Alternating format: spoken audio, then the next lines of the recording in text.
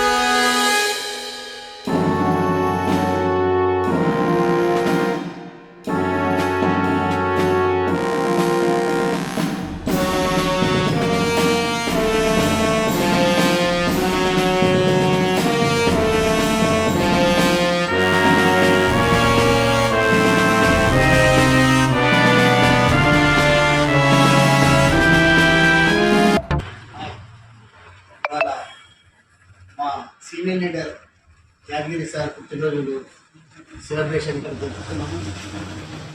కావున మా లీడర్స్ అందరూ ఇక్కడికి వచ్చి 7 o'clock కేక్ కటింగ్ ప్రోగ్రామ్ చేయాల్సిందిగా కోరుతున్నాం.